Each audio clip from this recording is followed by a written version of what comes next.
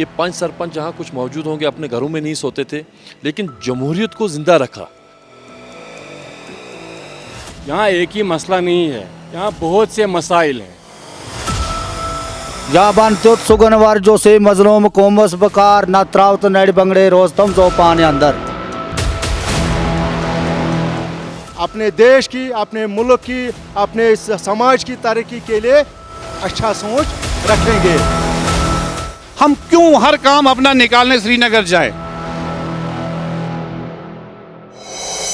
आदाब नाज़रीन, रूबरू का आज का शुमारा लेकर मैं यास्मीन मंजूर आपकी खिदमत में हाजिर।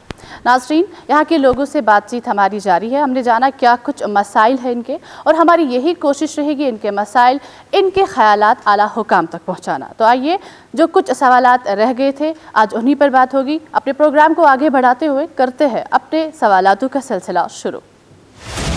ऐसा न हो कि बस बात बात तक रह जाए और इसका कोई फिर हल ना निकल जाए। 272 लोग 2 साल पहले डूरू शाहबाद में इसमें इन्वॉल्व थे।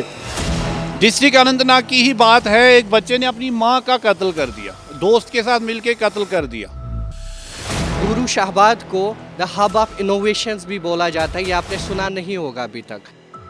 प्रॉब्लम यह है कि यहाँ पे लोग नरेगा को डेवलपमेंट बोल रहे हैं। चाहे सरहद पार से या सरहद अंदर के लोग हमें जहर भेजने के लिए आमादा नहीं कर सकते, क्योंकि सबसे पहले हमें अपने बच्चे को एक इंसान बनाने की जरूरत है।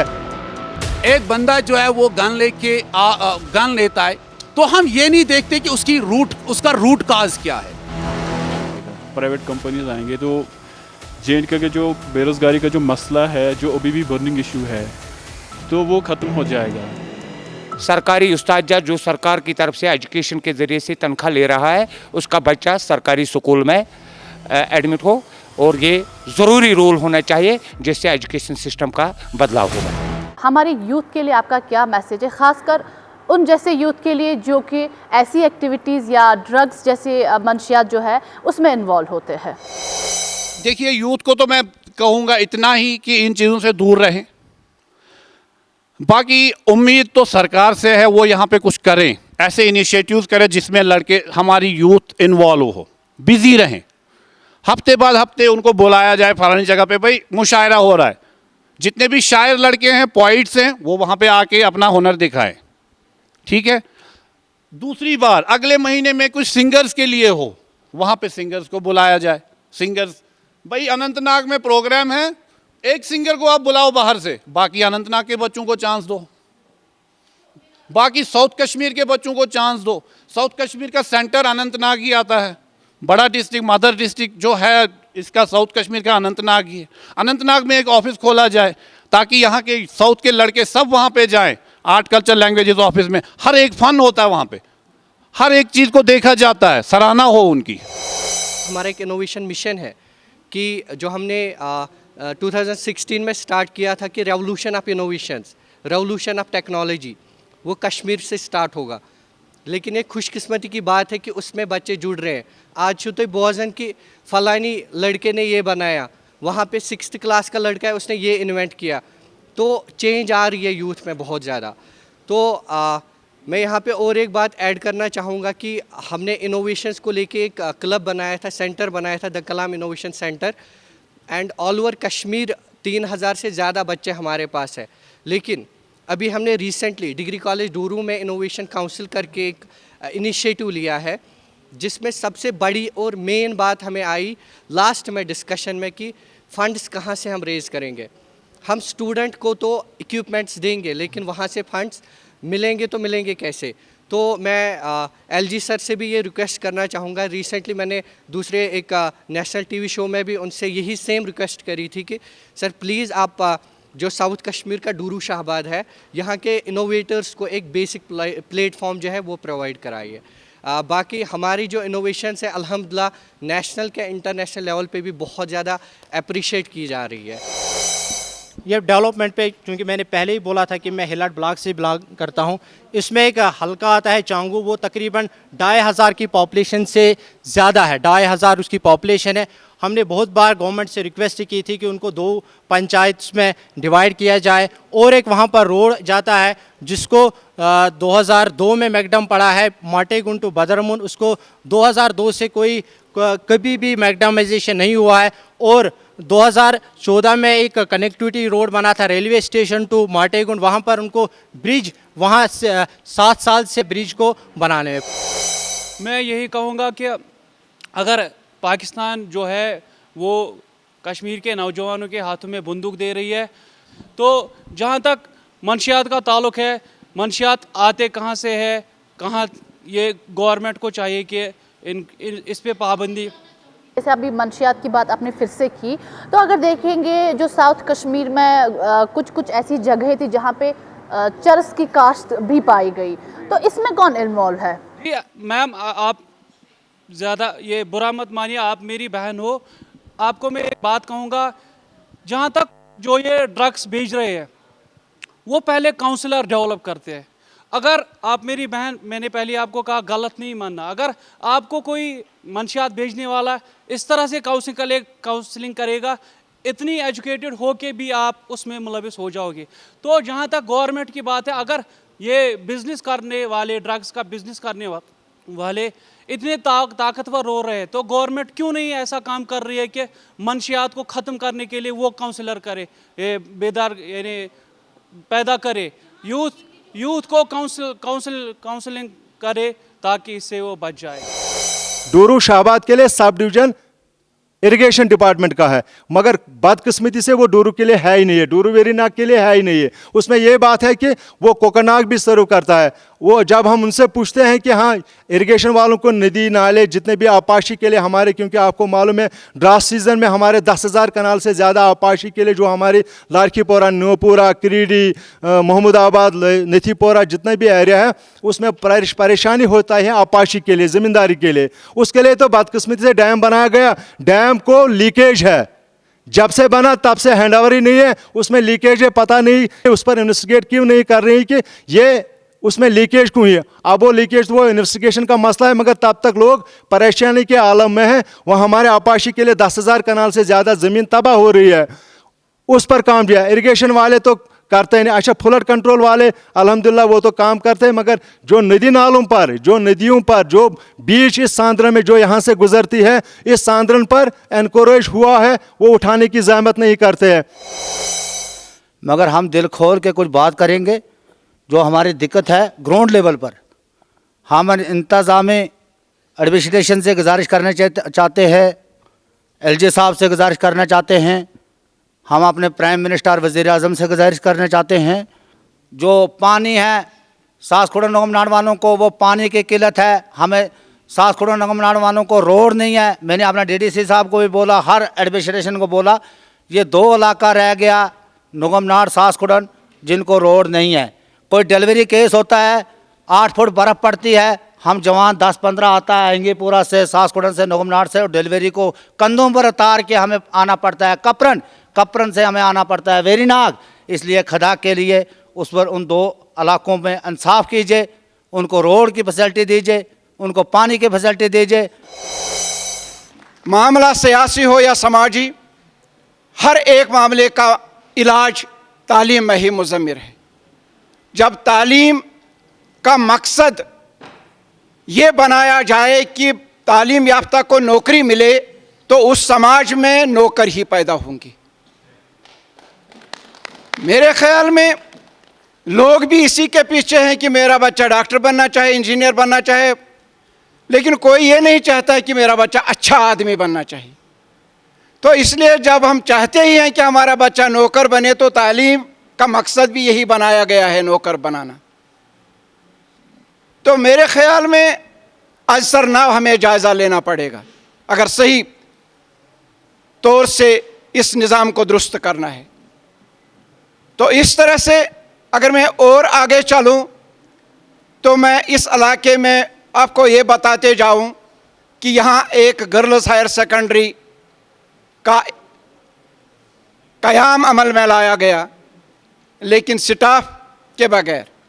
ऐसा पुराने दौर में भी हुआ करता था, चाहे SSA स्कीम थी, चाहे RMSA स्कीम थी, स्कूलों का जाल बिछाया गया, लेकिन उस्तादों के बगैर। इंफ्रास्ट्रक्चर अपग्रेडेशन कहीं नहीं। स्कूलों की तो फिजिकल अपग्रेडेशन हो गई, लेकिन जो वहाँ माहौल देना था, उसको अपग्रेड करना था, वो नहीं किया गया। वो स्टाफ वहाँ जो दरकार था वो नहीं वहाँ मुहैया रखा गया। और यही हाल हमारे इस higher secondary, girls higher secondary डोरो का हाल है। हम क्यों हर काम अपना निकालने श्रीनगर जाए? टूरिज्म के प्रोग्राम्स होते हैं, बाकी आर्टिस्ट बुक होते हैं, हमें फ्री में बुलाया जाता है। अनंतनाग के लड़के हैं, उनको फ्री में लाओ, उनको कुछ मत दो, उनको चाय पिला दो, एक कप निभ गया भाई, चला गया वो लड़का। वो क्यों मजबूर होते हैं? जब वो डिप्रेशन में आते हैं फिर वो नशे की तरफ लगते हैं। क्योंकि एज ए मुस्लिम बासियती में मैं एक मुस्लिम यही कहूँगा कि हमें इन चीज़ों से दूर ही रहना चाहिए। मुझे उस्ताद ने एक बात कही थी बचपन में कि अगर किसी ने कहा है कि अगर आप किसी कौम को हराना चाहते हो तो उस कौम के जो नौजवान है उसको बुरे यानी कामों में मुब्तला कर दो। और एक बात जो हम नज़रअंदाज करते हैं वो एक मसला है, डैट इज़ पार्नोग्राफी। पार्नोग्राफी के भी अभी बहुत शिकार हो, 7th का बच्चा पार्नोग्राफी का शिकार होता है। हमारी बहनें लेस्बियनिज्म के शिकार होते जा रही है। देखिए, कश्मीरियत जो असल में है ये कश्मीरियत नहीं है और ये इंसानियत है। और इंसानियत कश्मीर में ज़्यादा आपको दिखाई क्यों देती है? क्योंकि यहाँ पे हम लोग मुसलमान ज़्यादा है, मेजॉरिटी जो है। और इस्लाम हमें सबसे पहले दर्ज जो देता है वो इंसानियत का देता है। इस्लाम हमें ये नहीं बताता है कि आपका हमसाया जो है वो हिंदू है, वो मुस्लिम है, वो ईसाई है, वो ज्यूज़ है, वो कुछ है। वो कहता है कि आपका हमसाया और आपका इसके ऊपर कुछ जो है ना फ़र्ज़ है, इसका ख्याल रखना, इसका एहतराम करना, इसकी इज़्ज़त करना जो है ये आपके ऊपर फ़र्ज़ है। तो वही चीज़ जो है ना हमेशा हमने कश्मीर के अंदर देखी है, क्योंकि वी आर मुस्लिम्स और ये हमारे ऊपर फ़र्ज़ है कि चाहे लोग जो बाहर से है वो हमें क्या समझे क्या ना समझे, किस तरह से हमारे रोल को वो बाकी इंटरनेशनल लेवल पे या नेशनल लेवल पे वो कैसे दिखाए, लेकिन बीइंग मुस्लिम्स हम पे ये फ़र्ज़ बनता है कि हम हर इंसान की इज़्ज़त करें और उसका ख्याल रखें, उसका एहतराम करें। देखिए, आप कश्मीर के अंदर क्या देखोगे, आपने देखा होगा पिछले साल मेरा एक हमसाया गांव है, वहाँ पे एक हिंदू की डेथ होती है और उनके घर में सिर्फ एक छोटी सी बच्ची होती है जो क्लास 9th में पढ़ती है। तो वहाँ पे वो जो हमसाया आते हैं वो मुसलमान होते हैं और वो सारा तदफीन जो इस हिंदू का है वो खुद वो करते हैं। और उसके बाद 2-3 दिन के बाद उनके जो अपने घर वाले होते जो जम्मू में बाकी जगहों पे होते वो वहाँ पे आके ना उसको देखते। एक डिपार्टमेंट हमने देख लिया, जो हम डूरू वेरीनाग टाउन की बात कर रहे हैं, बाकी गाँव की बात मैं नहीं करूँगा, क्योंकि म्यूनिसिपल कमेटी डूरू वेरीनाग की काम पिछले 3 साल से ठीक ही कर रहे हैं। अभी बहुत कुछ बाकी है, मगर बहुत कुछ किया भी है और करने की भी ज़रूरत है। मैं उन तमाम स्वीपरों का शुक्रिया करता हूं जो, क्योंकि हमारे गली कोचों में बड़े परेशानी होती थी चलने फिरने में, उनको सफाई का ख्याल रखा है। हाई स्कूल बॉयज़ वेरीनाग 20 कमरों पर मुश्तमिल एक इमारत में काम कर रहा था, बहुत खुश असलूबे से काम कर रहा था, बड़े अच्छे नताइज भी निकलते थे, लेकिन उनको 2 कमरों वाली बिल्डिंग में कैद कर दिया गया और वो 20 कमरे वाली बिल्डिंग उनको छीन ली गई और वो डिग्री कॉलेज को दे दी गई। मेरे ख्याल में डिग्री कॉलेज से बेहतर था कि अगर उस हाई स्कूल का अपग्रेडेशन उसी की जाती और उसी को बेहतर बनाया जाता और वहाँ अपग्रेडेशन की जाती। तो यही बदहाली है यहाँ। इसी तरह से अगर इस तालीम के साथ मैं एक और मामला जोड़ूँ, क्योंकि बहुत से लोग मुझे रास्ते में भी बता रहे थे कि ट्रांसफार्मर या बिजली के बारे में बताना, तो मेरे ख्याल में जो केबल वाले इलाके हैं मैं उनकी बात करूं, केबल वाले इलाके में जो उन्होंने मीटर लगाए हैं वो बेहाल हैं।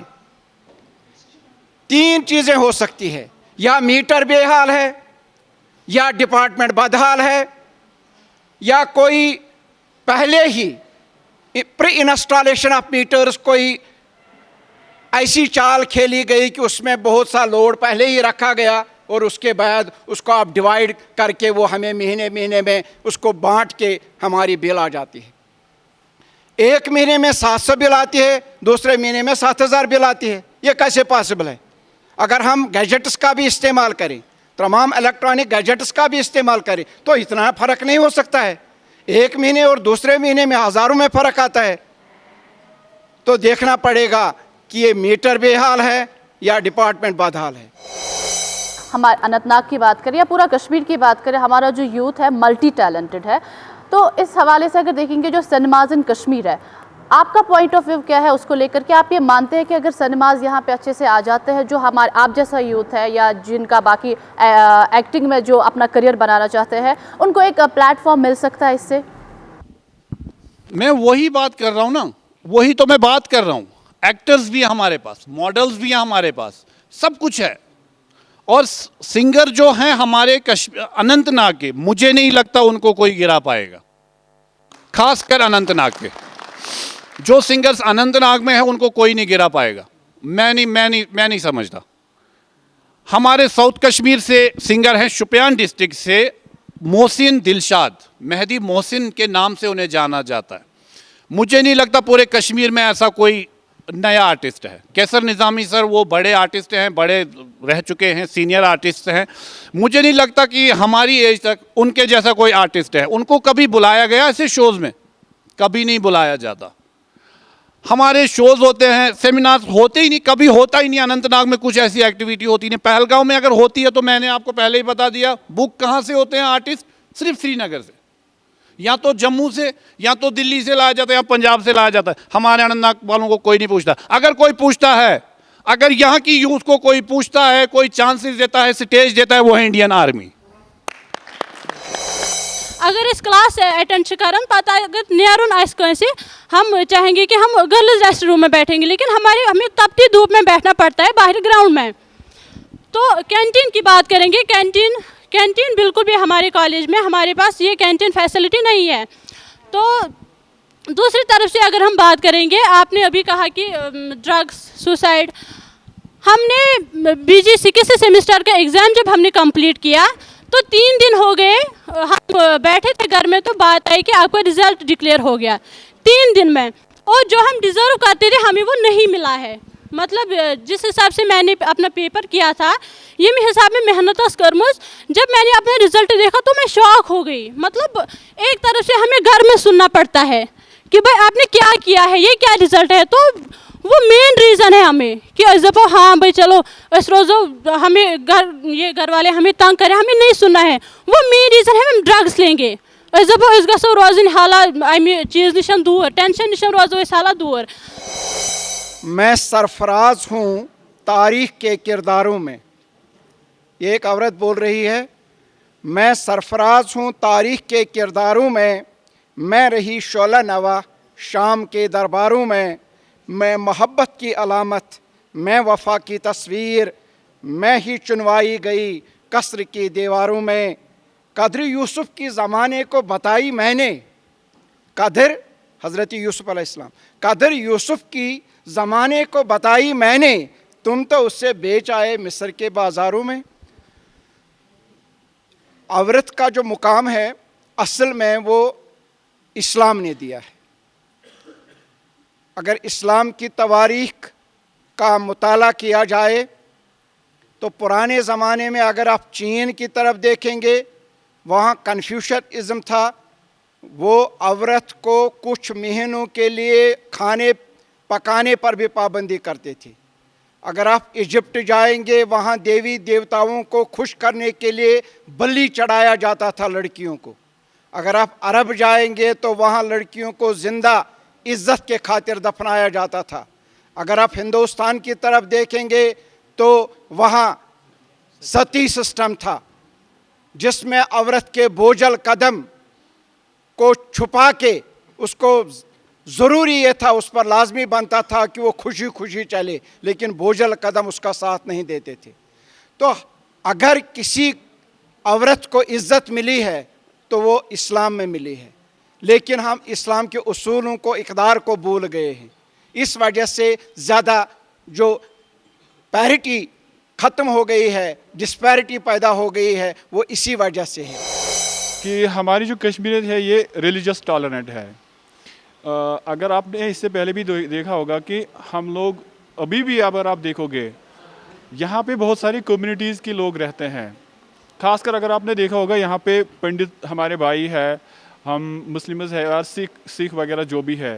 तो कश्मीरियत जो, अगर आप यहाँ पे देखोगे, हमारे यहाँ पे ऐसा कभी भी नहीं हुआ कि हमने रिलीजन को डोमिनेट किया। हमने हमेशा इसी कश्मीरियत को ही डोमिनेट किया। हमारे जब भी कोई इश्यूज़ होते हैं, जब भी कुछ भी होता है, तो हम जो भी सोल्यूशन होता है इसी कश्मीरियत से ही निकालते हैं। मतलब ये कि एक रिलीजियस टॉलरेंट है, ये इटसेल्फ ही एक बहुत ही एक अचीवमेंट है कश्मीरी लोगों के लिए। तो जैसा कि रूबरू का मकसद ये है कि जो हमारी प्रॉब्लम्स है, इश्यूज़ है, डिमांड्स है, वो हायर अथॉरिटीज़ तक पहुंचाई जाए। तो मैं बेसिकली स्पोर्ट्स से आता हूँ, आई एम हिंदी कमेंटेटर। तो स्पोर्ट्स की अगर बात करें तो किसी ने भी यहाँ पे स्पोर्ट्स के बारे में बात नहीं की। अगर हम पर्टिकुलरली वेरीनाग की बात करें या डूरू की बात करें, यहाँ पे हमारे एक एथलीट है यूनुस ऋषि, बहुत सारे लोग उनको जानते हैं। उसी तरीके से हमारे डिस्ट्रिक्ट में, हमारे पूरी वैली में और हमारे JNK में बहुत सारे ऐसे क्रिकेटर्स हैं और वॉलीबॉल प्लेयर्स हैं, एथलीट्स हैं, बहुत सारे मतलब फील्ड से जो बिलोंग करते हैं। तो उनके लिए जो है ना प्लेटफॉर्म प्रोवाइड करना चाहिए, अपॉर्चुनिटीज़ उनको प्रोवाइड करनी चाहिए। और जो हमारा जम्मू कश्मीर क्रिकेट एसोसिएशन है, अगर मैं उसकी बात करूं तो बहुत सारे लोग नहीं, ऑलमोस्ट 90% लोग जो है वो बोलते हैं कि JKCA जो है ना वो अच्छी तरीके से रन नहीं कर रहा है। और जो डिज़र्विंग कैंडिडेट्स है, जो डिज़र्विंग स्पोर्ट्समैन हैं, जो डिज़र्विंग क्रिकेटर्स हैं, उनको मौका नहीं मिल रहा है। तो बहुत सारे ऐसे क्रिकेटर्स, बहुत सारे ऐसे लोग जो डिज़र्व करते हैं, बहुत टैलेंटेड है, मैं उनको बहुत अच्छी तरीके से जानता हूँ। हमारे अनंतनाग के, हमारे वेरीनाग के, डूरू के, ऐसे बहुत सारे मतलब बड़े बड़े सितारे हैं जिनको मौका नहीं मिल रहा है। तो गवर्नमेंट से ये डिमांड मैं करूंगा आपके माध्यम से, रूबरू के माध्यम से, DD काशिर और दूरदर्शन के माध्यम से, ये इसमें देखा जाए, LG साहब इसमें देखे कि धांधलियाँ कहाँ पे होती है और फेवरेटिज्म कहाँ पे चलाया जाता है, जहाँ पे हमारा जो यूथ है उसको अपॉर्चुनिटीज़, उसको प्लेटफॉर्म नहीं मिल रहा है, सो दैट कि वो वहाँ पे जाके अपना नाम और अपने जम्मू कश्मीर का नाम रोशन करते हैं, जिस तरीके से परवेज़ रसूल ने किया। रिसेंटली इसी ईयर में 2022 में रनीपुरा खुल के अंदर जो डिस्ट्रिक्ट अनंतनाग में ही एक गांव आता है, वहाँ पे एक हिंदू की डेथ होती है। तो सबसे पहले वहाँ पे मुसलमान पहुँचते, उसके नेबर्स पहुँचते। और यही नहीं, जब भी हिंदुस्तान की किसी भी स्टेट से कोई बंदा यहाँ पे आता है काम करने के लिए, आप देखो, आप सैलून्स की मिसाल ले लो, यहाँ पे बंदा जो है ना, कश्मीरी जो भी यूथ है वो सबसे पहले उनके पास जाता है। इसलिए नहीं कि they are better than our Kashmiri people, no, इसलिए कि हमारे पास एक एहसास है कि ये बंदा ना सब कुछ छोड़ के आ रहा है, यहाँ पे मजदूरी के लिए आ रहा है, हमारे पास अदर सोर्सेज है, हम एडजस्ट कर लेंगे। लेकिन ये बंदा कहीं यहाँ से मायूस होके ना चला जाए, क्योंकि इसके पीछे एक फैमिली लगी है जो मजदूरी के लिए यहाँ पे, अक्सर आप देखोगे बिहार से लोग यहाँ पे आते हैं, जो धान की फसल काटने के लिए यहाँ पे आते। हम अपना जो हमारी जो फैमिली होते, हमारा घर जो होते ना, हम दूसरी मंजिल पे खुद रहते, उनको नीची मंजिल पे देते, यानी कि एज ए गेस्ट हम उनको ट्रीट करते। और जब वो हमसे मजदूरी लेते तो हम उनको खाना भी खिलाते, मुफ्त में खिलाते, और उनके लिए बेहतरीन ग़िज़ा जो फूड जो होता है, मुर्गे जो होते हैं, उनके लिए तैयार करते। लेकिन अगर आप इसी के मस्बत में अगर आप देखोगे, इसी तरह से जब यहाँ पे कोई टूरिस्ट आता है ना, और जब हम उसको किसी भी गार्डन में देखते तो हम शौक पैदा करते कि हम उसके पास जाते, उससे बात करते और उससे पूछते कि भैया आप कहाँ से आए हो। और इतना ही नहीं, उनसे सेल्फीज लेते। चाहिए तो ये था कि हमें औरतों को अपना मुकाम दें, लेकिन घर से ये शुरू होता है। आप देखिए, बहू कत्ल होती है, ननन कभी कत्ल नहीं होती। ये ज़रूरी क्या है कि इलेक्ट्रॉनिक की वजह से ही भी बहू खुदकशी का शिकार हो जाए? ननन क्यों नहीं हो जाए, सास क्यों नहीं हो जाए? एक मिसाल दीजिए मुझे कि जहाँ सास जली हो, ये बहू ही क्यों जलती है? अगर इसमें देखा जाए, मर्द बहुत कम कसूरवार पाया जाएगा बनिस्बत औरत की। इसलिए औरतों को आगे आना चाहिए। जो बहू है आज, उसको चाहे कि जब वो सास बने, वो वादा करे आज ही कि जो मुझ पर बीती मैं अपनी बहू पर नहीं बीतने दूंगी। लेकिन वो क्या करती है, वो ट्रांसफार्मर की तरह, स्टेबलाइजर की तरह, वो उसमें और एक स्टेपल बढ़ाती है। अच्छा क्या वुचुत वन ये मे वुचमुत वल बातारे फिक्र नोश कस वन ताश कस गई। ये बातें हैं ना हमारे समाज में। अगर तुम वुचु अख मोज जनान बत शेरन, सुन शेरन, युथु सो चौंचि त्रावन अत दिगचस मज तक बव नेरन नेचि सद खतर, तक पख्त्योर नेरन कोर हिंद खतर, जन अमिस अत चौंचस तच। ये कैसे हो सकता है? इसका मतलब है मर्द तो कहीं पर आपको बहुत कम नज़र आएगा अगर कहीं पर शौहर किसी अपनी बीवी को पीटता है, जो बिल्कुल हराम है।